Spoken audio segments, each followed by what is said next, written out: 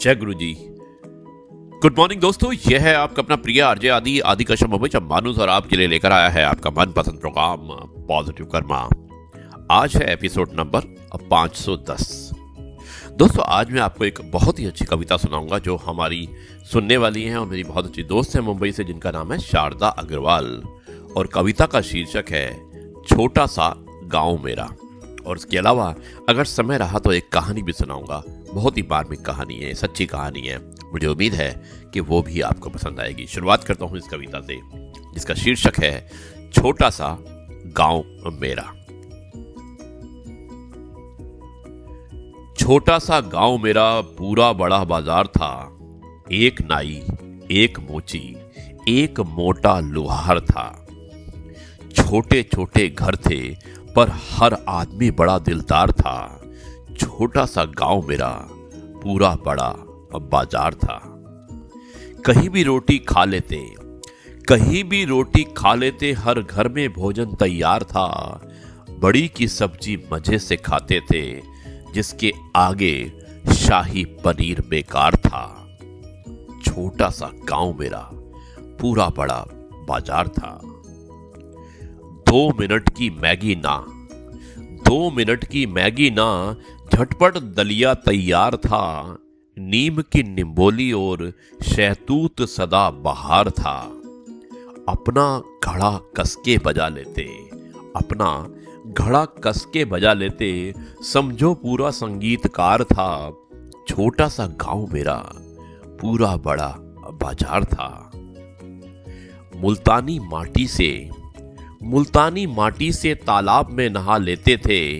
साबुन और swimming pool बेकार था। और फिर आंख मिचोली या कबड्डी खेल लेते, हमें कहां क्रिकेट का खुमार था। छोटा सा गांव मेरा, पूरा बड़ा बाजार था।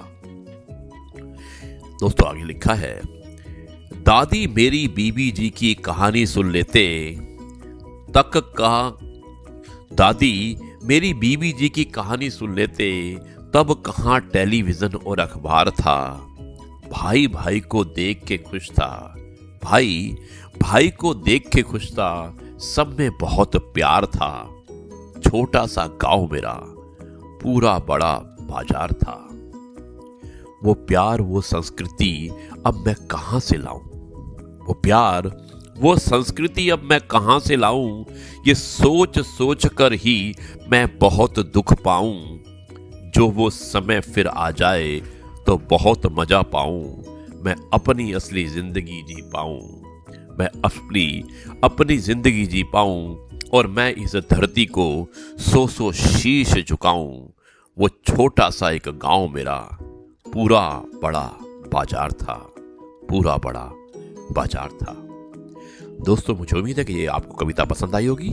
शारदा अग्रवाल की कविता थी और मुझे उम्मीद है कि ये जो कविता थी एक बार फिर आपको सुनने का दिल करेगा, तो आप सुन सकते हैं इसे एक बार फिर से।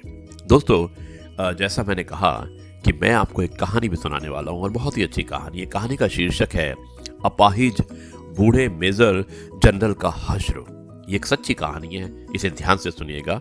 और कहानी की शुरुआत करता हूं मैं कुछ इस प्रकार। चलने फिरने में असमर्थ रिटायर्ड मेजर जनरल का घर के एक कमरे में फर्श पर गद्दा लगा दिया गया और नौकर को कहा कि इनका पूरा ख्याल रखना, हमें कोई शिकायत ना मिले। बेटों की नई शादियां हुई थी। एक ने गर्मी की छुट्टियां गुजारने फ्रांस का प्रोग्राम बनाया और दूसरे ने लंदन का और तीसरे ने पेरिस का। हर जगह अपना परिचय मेजर जनरल के बेटे होने से शुरू करते।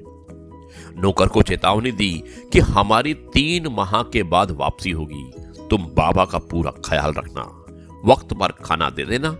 और नौकर ने कहा, अच्छा साहब जी। सब चले गए। वो बाप अकेला घर में कमरे में लेटा सांस लेता रहा। ना चल सकता था, ना खुद से कुछ मांग सकता था। नौकर घर का ताला लगाकर बाजार से ब्रेड लेने गया तो उसका एक्सीडेंट हो गया। लोगों ने उसे हॉस्पिटल पहुंचाया और वो कोमा में चला गया। नौकर कोमा से होश में ना आ सका और बेटों ने नौकर को सिर्फ बाप के कमरे की चाबी देकर बाकी सारे घर को ताले लगाकर चाबियां अपने साथ रख ली थी। नौकर उस कमरे को ताला लगाकर चाबी साथ लेकर गया था कि अभी वापस आ जाऊंगा। अब बूढ़ा रिटायर्ड मेजर जनरल कमरे में बंद हो चुका था। वो चल फिर भी नहीं सकता था, किसी को आवाज भी नहीं दे सकता था। यहां 3 महीने बाद जब बेटे वापस आए और ताला तोड़कर कमरा खोला तो उन्होंने देखा कि लाश की हालत बहुत खराब हो चुकी है। ये घटना हमें बता रही है कि किस तरह हम अपनी संतान के लिए नेकी और बुराई की परवाह किए बगैर हम सब उनका भविष्य संभालने के लिए तन मन धन खपाते हैं और ज्यादा से ज्यादा दौलत जायदादें बनाकर उनके भविष्य की पीढ़ियों को आर्थिक रूप से मजबूत करने की कोशिश करते हैं और सोचते हैं कि ये औलाद कल बुढ़ापे में मेरी देखभाल करेगी। बेहतरीन स्कूलों में भौतिक शिक्षा दिलवाने की इस आपाधापी में हम ये भूल जाते हैं कि जीवन उपयोगी नैतिक मूल्यों, मानवता युक्त संस्कारों, धार्मिक विचारों की शिक्षा देने से ही मानव का पूर्ण विकास संभव होता है। नैतिक, सामाजिक, धार्मिक, मानवीय की शिक्षा को हम समय की बर्बादी समझते हैं। हर इंसान जो बोता है उसी का ही फल पाता है। दोस्तों, हमें भी सोचने समझने की जरूरत है कि हम अपनी औलाद को क्या सही शिक्षा दिलवा रहे हैं। कहीं हमारा हाल ही ऐसा तो नहीं होने वाला। सोचिए जरूर, ईश्वर आपको ये दिन ना दिखाए। दोस्तों, ये थी एक सच्ची कहानी और मुझे उम्मीद है कि ये कहानी आपको पसंद आई होगी। बहुत ही मार्मिक कहानी थी, घरेलू कहानी थी, लेकिन हर किसी की जिंदगी से जुड़ी कहानी थी। ये है आपका अपना प्रिय आरजे आदि कश्यप मुंबई से मानुस और आपके लिए लेकर आया आपका मनपसंद प्रोग्राम पॉजिटिव कर्मा। अब मैं इस कार्यक्रम को यहीं पर समाप्त करता हूं और कल आपसे एक बार फिर मुलाकात होगी कुछ नई बातों के साथ, नई कहानियों के साथ और नई कथाओं के साथ। तब तक के लिए कहता हूं नमस्कार, जय हिंद, वंदे मातरम, भारत माता की जय, जय जवान, जय किसान, जय गुरु जी, शुक्राना।